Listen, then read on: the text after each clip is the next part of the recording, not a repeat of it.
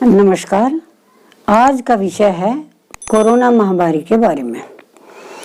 आजकल जो बच्चे मुझसे परामर्श लेते हैं उनमें इस प्रकार के बच्चों की संख्या बहुत बढ़ गई है जो कोरोना महामारी से इतने डर चुके हैं कि उनको मृत्यु भय सताता है और वे कहते हैं, माता जी, इस कोरोना काल में हमारी मृत्यु ना हो जाए, हमारे प्रियजनों की मृत्यु ना हो जाए।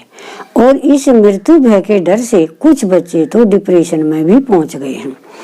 कहाँ तो उन बच्चों के लिए हमने कोरोना का काढ़ा भेजना था, साथ में डिप्रेशन की औषधियां भी भेजनी पड़ी।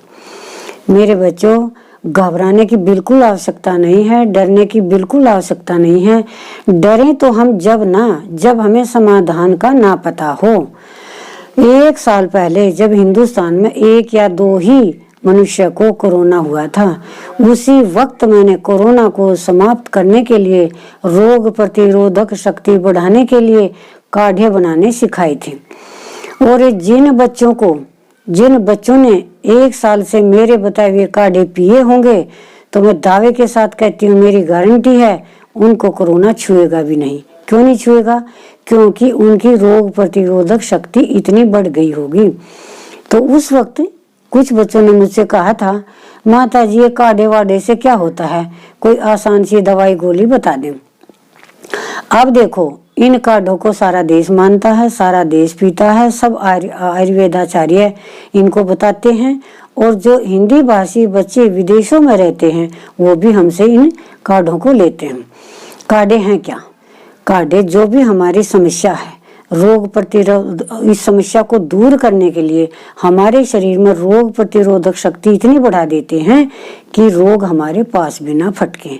आजकल एलोपैथिक में इंजेक्शन लगा रहे हैं, डबल डोज दे रहे हैं। ये क्या है? ये भी तो रोग प्रतिरोधक शक्ति बढ़ाने की है। और फिर भी लोग मर रहे हैं, 2 डोज लगने के बाद भी मर रहे हैं। लेकिन इस बात को छोड़ो, मैं ये कहना चाहती हूँ, मेरे बच्चों, सबसे पहले तो घबराओ ना, बिल्कुल ना घबराओ।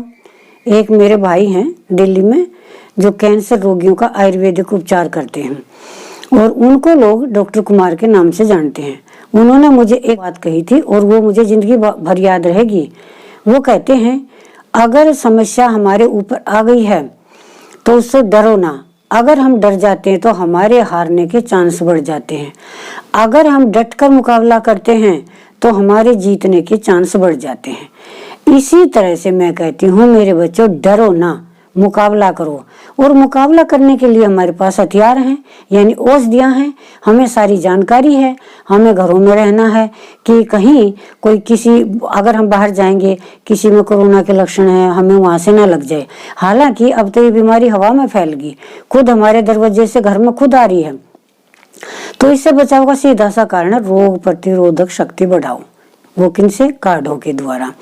कुछ बच्चे कहते हैं, माता जी, कौन सा काढ़ा पिए? लाखों हजारों काढ़े यूट्यूब पर आ चुके हैं।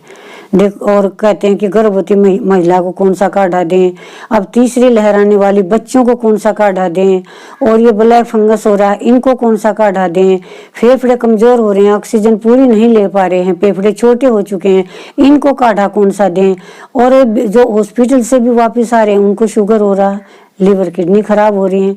ये सारे कारण हैं रोग प्रतिरोधक शक्ति जिनकी कमजोर थी, या फिर दवाइयों की हाई डोज से। कुछ बच्चे कहते हैं कि माता जी, आयुर्वेदिक ग्रंथों में तो कोरोना नाम की कोई बीमारी नहीं है, फिर आप इसका उपचार कैसे करते हैं?